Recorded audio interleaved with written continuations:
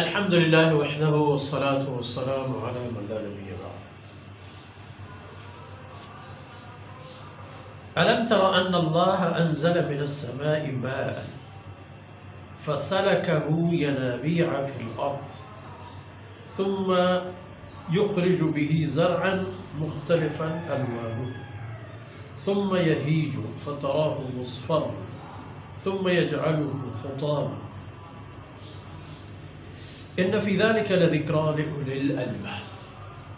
سبحانك لا علم لنا إلا ما علمتنا إنك أنت العليم الحكيم.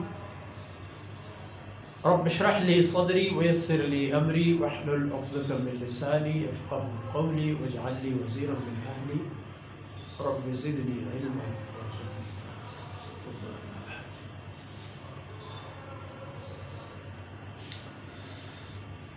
گرامی قدر بھائیوں بہنوں اور پیارے بچوں، ایمان و کفر والوں کے رویہ اور رفتار اور ان کے سلوک اور ان کے نتائج وہ تو آ گئے.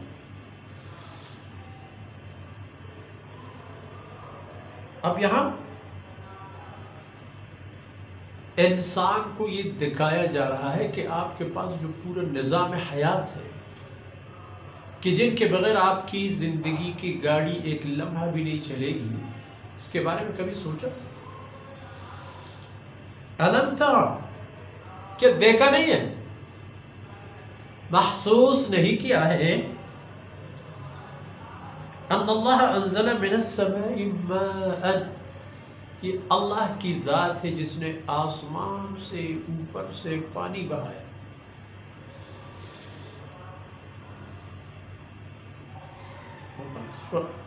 پانی یا بارش کے لیے انزلہ یعنی اتار دیا، یعنی کوئی خود بخود ایک تصادفی یا اتفاقی معاملہ نہیں ہے، یہ ایک منصوبہ اور پروگرام ہے جس کے مطابق پانی اسٹور ہوا، پھر حسب ضرورت جہاں ضرورت تھی وہاں اس پانی کو اتار دیا گیا. انزل من السماء ماء فسلكه ينابيع، پھر اسی پانی جو زمین پر آیا اس کو زمین کے اندر چشموں اور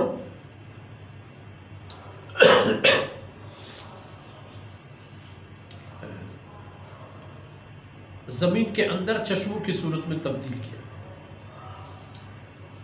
زمین کے اندر جاتا ہے پانی،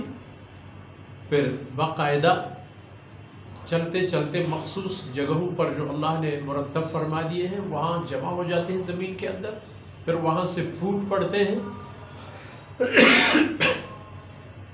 یا خود بخود یا کسی انسان کے عمل سے. تو پانی اتارنے کے بعد یخرج به زرعا، اسی پانی کی مدد سے اور برکت سے نکال دیتا ہے اللہ رب العزت انواع و اقسام کی زراعت. پانی تو ایک ہی، ٹھیک ہے، اب لیکن جو زراعت ہے وہ مختلف انواع اقسام کی رنگ اور قسم. انگور کو دیکھیں متعدد رنگوں میں ہے، کھجور کے درخت کو دیکھیں اس کی ثمرات بھی اسی طرح. پانی ایک ہے، تربوز ہے، خربوز ہے، ترکاریاں ہیں، انواع اقسام کی دیگر اشجار اور درختیں ہیں. ثم یہیج، پھر یہ جب پک جاتے ہیں تیار ہو جاتے ہیں فترہ مصفرا،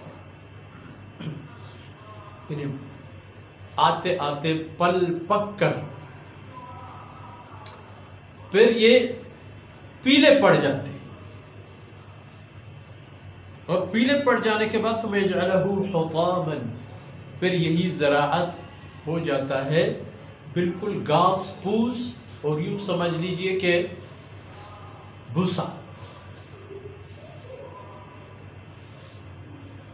یہ سب عبرت کے لیے ہے تاکہ بار بار ہر سال ہر موقع ہر فصل میں ہر چیز میں آپ یہ دیکھیں کہ اللہ کی ذات کس طرح بے جان سے جان پیدا کر اور اس کو ایک مدت زندگی دے کر اس کو پھر ہستی سے ہٹا کر اور دوبارہ اسی جگہ ہستی کا نظام قائم کر سکتا ہے، تاکہ تمہیں کوئی شک و شبہ نہ ہو کہ انسان جب مر جاتے ہیں اور اللہ رب العزت کا فرمان ہے کہ میں انہیں دوبارہ زندہ کر دوں گا، تو یہ کوئی مشکل کام ہے۔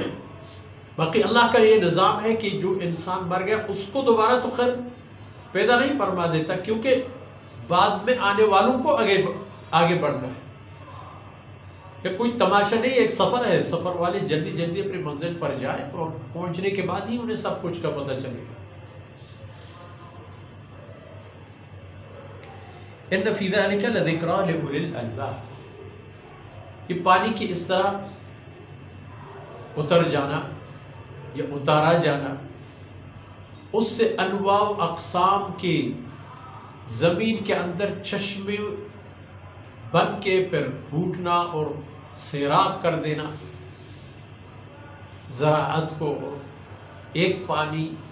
ایک خاصیت کے ساتھ انواع و اقسام کے درختوں کو جو اللہ رب العزت نے پیدا فرما دیے ہیں انہیں غذائیت فراہم کر دیتا ہے، حیات فراہم کر دیتا ہے۔